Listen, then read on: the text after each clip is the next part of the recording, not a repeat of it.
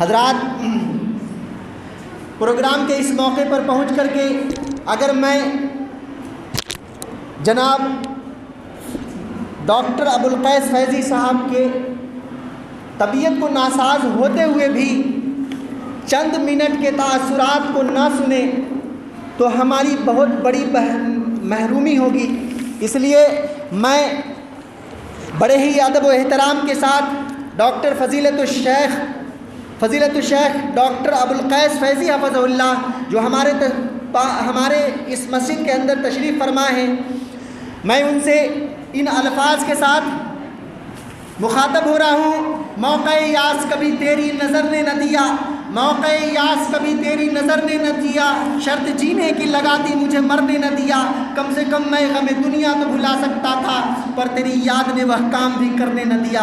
حضرات گرامی، چاند بھی حیراں ہے دریا بھی پریشاں ہے، چاند بھی حیراں ہے دریا بھی پریشاں ہے، عکس کس کا ہے کہ اتنی روشنی پانی میں ہے۔ حضرات گرامی، ہمارے بیچ فضیلت الشیخ ڈاکٹر ابوالقیس فیضی، میں ان سے طبیعت کے ناساز ہونے کی وجہ سے چند منٹوں میں تاثرات محجوز کرنا چاہتا ہوں، سننا چاہتا ہوں۔ مائک پر فضیلت الشیخ ڈاکٹر ابوالقیس فیضی۔ السلام علیکم ورحمۃ اللہ وبرکاتہ۔ حامداً وصلیٰ وسلم اما بعد، فاعوذ باللہ من الشیطان الرجیم، بسم اللہ الرحمن الرحیم۔ الا بذکر اللہ تطمئن القلوب، رب اشرح لی صدری ویسر لی امری واحلل عقدۃ من لسانی یفقہوا قولی، سبحانک لا علم لنا الا ما علمتنا انک انت العلیم الحکیم، رب زدنی علما وارزقنی فہما۔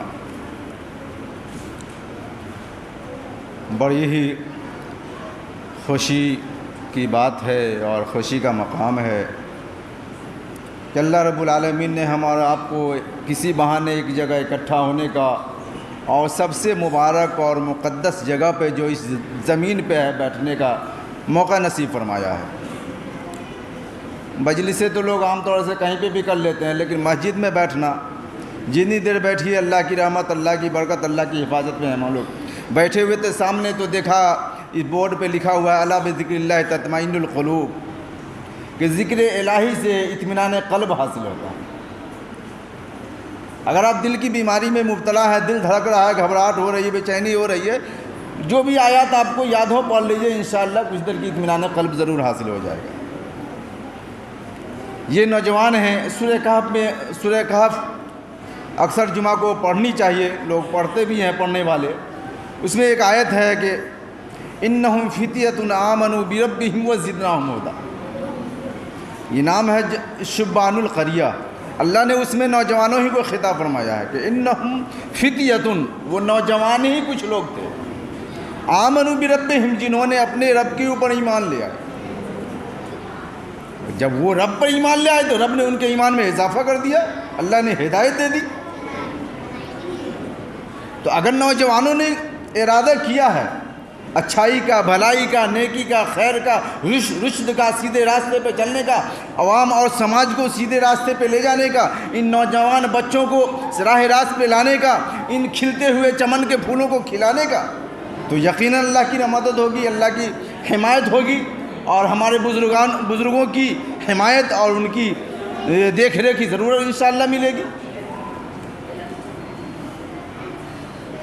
ابھی آپ لوگوں نے بہت سی باتیں سنی، واقعی میں اس دور میں، اس زمانے میں اگر آپ کے پاس تعلیم نہیں ہے تو بہت مشکل ہے جینا، اور دیگر اقوام سے مقابلہ اور آگے بڑھنا، مسابقت، وہ تو چھوڑ ہی دیجیے، جینے کے لیے بھی آپ کو تعلیم چاہیے۔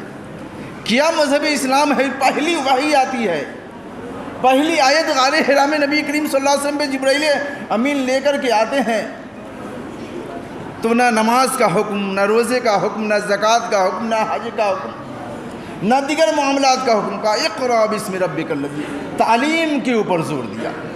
اس سے اب آپ اندازہ لگا سکتے ہیں کہ جب اسلام کا پہلا چراغ جب جلا، پہلی لو جب جلی ہے تو وہ تعلیم کے اوپر آئی ہے۔ بتائیے، اور اس میں اگر یہ قوم پیچھے رہ جائے تو بڑی بدنصیبی ہے، اور آج تک پیچھے ہی چل رہی ہے۔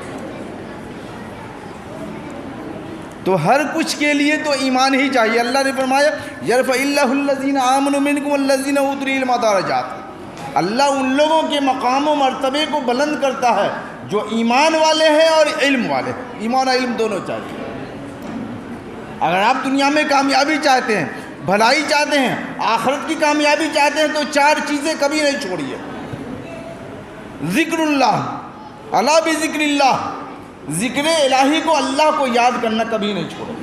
کسی بھی حال میں, دکھ میں ہو, سکھ میں ہو, خوشی میں ہو, غم میں ہو, دن میں ہو, رات میں ہو, اٹھنے میں, بیٹھنے میں, چلنے, اللہ کے ذکر نہ چھوڑو. الا بذکر اللہ تطمئن القلوب. اطمینان قلب ہوگا. اور اللہ کہتا کہ آپ اللہ کی یاد سے غافل بھی نہیں ہوں گے, اللہ بھی آپ کو یاد رکھے گا. کہا فاذکرونی اذکرکم. اللہ نے فرمایا کہ مجھے یاد رکھو گے, میں تمہیں یاد رکھوں گا. تو ذکر الہی, اللہ کا ذکر کبھی نہ چھوڑے. شکر الہی, اللہ کا شکر کبھی نہ چھوڑے. شکر کریں گے, اللہ جتنا آج کھلا دیا تیرا شکر ہے, ہو سکتا ہے کل اس سے زیادہ اللہ دے دے گا. لئن شکرتم لازیدنکم. آپ اللہ کا شکر کریں گے, اللہ آج تو 1 گلاس پانی پیا, اللہ ضرور کل آپ کو ٹھنڈا پانی بھی کل پلائے گا. آج آپ کے پاس 1 کپڑا ہے, اللہ ہو سکتا کل اس سے زیادہ دے گا. شکر ادا کریں, نہ شکری نہیں, نہ قدری نہیں. جو ملا اس کو خوشی سے کھائیے. جو جتنا میسر ہے اس کو اپنے اوپر, بچوں پہ, دین پہ, راہ پہ لگائیے, بچوں کو سنبھالیے. یہ آپ کی امانت اللہ نے دیا. تو شکر کبھی نہیں چھوڑے. دعا کبھی نہیں چھوڑے. آپ اللہ کو بلانا پکارنا چھوڑیں گے, اللہ آپ کو چھوڑ دے گا. آپ بلائیے, اللہ کہتا ہے ادعونی استجب لکم. پکارو, ارے پکار کے دیکھو, میں قبول کرنے کو تیار ہوں, تیری پکار کے لیے انتظار میں ہوں, مجھے بلاؤ. تو اللہ کی پکار کو نہ چھوڑیے کبھی. اور اس استغفار, اللہ سے استغفار کبھی نہیں چھوڑیے. استغفار کیجیے گا, دل صاف رہے گا, اللہ آپ کو دے گا.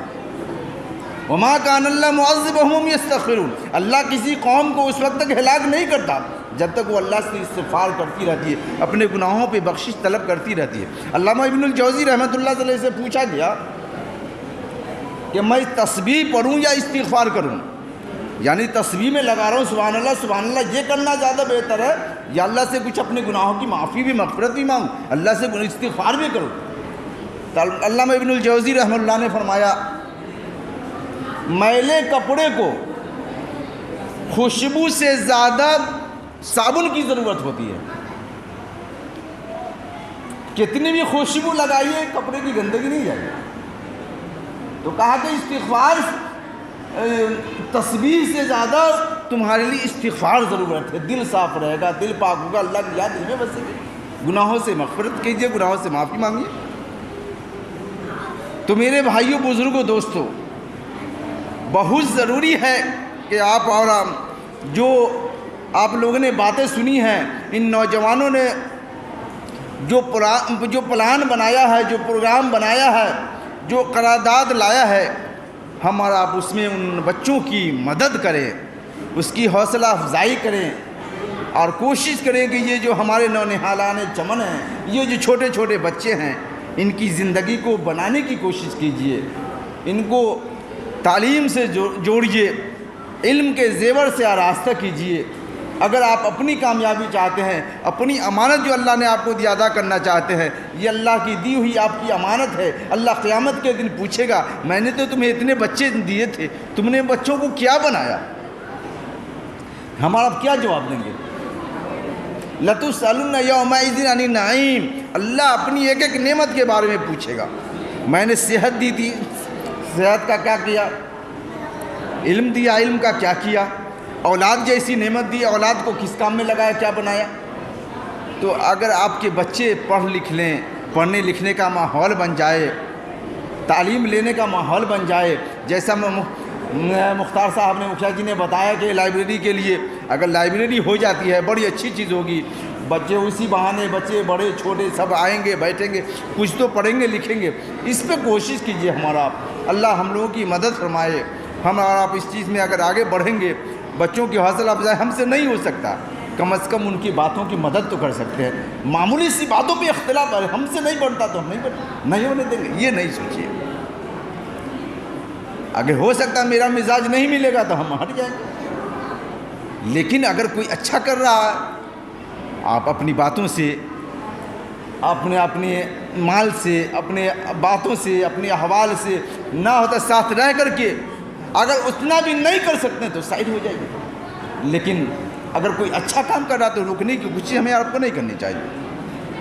تو مان لیں بچوں نے اگر کوشش کیا ہے, ہم دعا گو ہیں کہ اللہ تعالیٰ ان بچوں کے جو ارادے ہیں اللہ اس میں خلوص پیدا فرمائے, اور ان بچوں کی اللہ ایسی مدد فرما کہ یہ بچے جو چاہتے ہیں اس قوم اور سماج کے لیے کچھ کرنا چاہتے ہیں تو اللہ ان کی حوصلہ افزائی فرما, ان کی مدد فرما, تاکہ یہ بچے کچھ پڑھ لکھ لیں, کچھ سماج میں اصلاح آ جائے, کچھ سدھار آ جائے, کچھ جو ہے تازگی آ جائے. جو اوپر سے غلیظ چادر جو بیٹھ گئی ہے لوگوں کو, جو دین سے ایمان سے دوری جو ہوتی چلی جا رہی ہے, غلط چیزوں سے رابطہ جو بڑھتا چلا جا رہا ہے, ان چیزوں سے دوری ہوگی جب ہم ذکر الہی سے جڑیں گے, دین سے جڑیں گے, مسجد سے جڑیں گے, دینی مجلسوں سے جڑیں گے, تعلیم سے جڑیں گے, تو یقیناً تبدیلیاں آئیں گی.